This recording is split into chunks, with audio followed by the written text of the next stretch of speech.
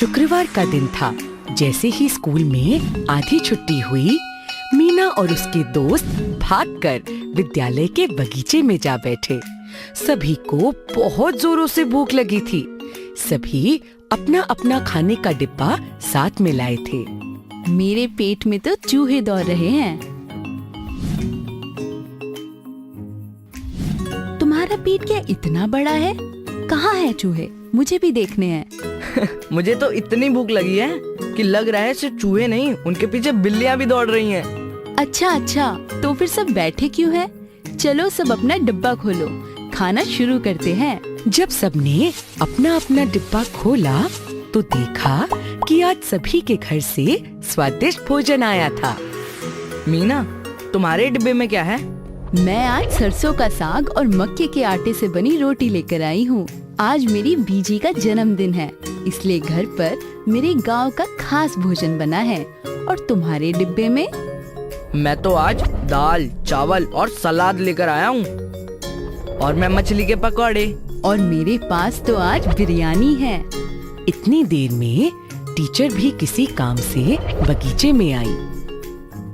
अरे वाह, तुम्हारे डब्बों में से अलग अलग खाने की महक आ रही है। हमारे देश में इतनी विविधता है जो कि भोजन में भी पता चलती है।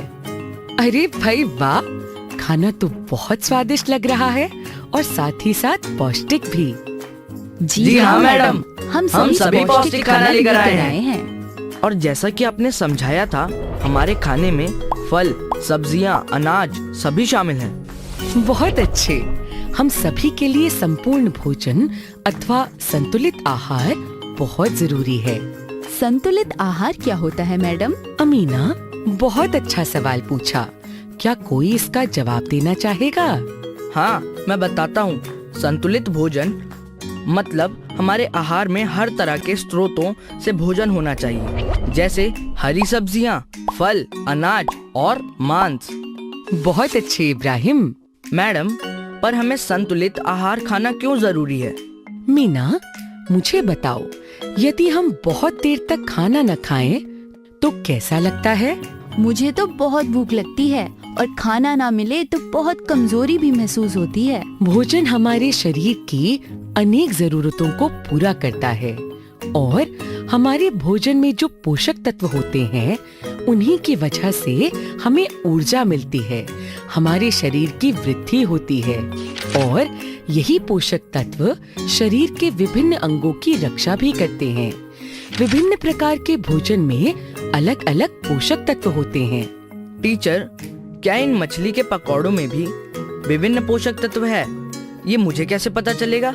यह पता करना बहुत मुश्किल नहीं है, पर उससे पहले हमारे लिए यह जानना जरूरी है कि विभिन्न पोषक तत्व हैं क्या। पोषक तत्वों के उदाहरण हैं कार्बोहाइड्रेट, प्रोटीन, वसा, विटामिन और कुछ खनिज लवण। ये हमें विभिन्न प्रकार के भोजन में मिलते हैं। सभी बच्चे आश्चर्य भरी नजरों से टीचर दीदी को देखते हैं। यह सब बहुत आसान है। चलो हम इस तरह से समझते हैं। कुछ इस प्रकार के खाद्य पदार्थ होते हैं जिनसे हमें ऊर्जा मिलती है। इन सब खाद्य पदार्थों में कार्बोहाइड्रेट की मात्रा ज्यादा होती है। तो कार्बोहाइड्रेट हुआ ऊर्जा का स्रोत, जैसे गेहूं, चावल, मक्का, गन्ना, बाजरा, आलू इत्यादि। वसा युक्त खाद्य पदार्थ भी ऊर्जा का स्रोत होते हैं। यह हमें दो प्रकार के स्रोत से प्राप्त होते हैं।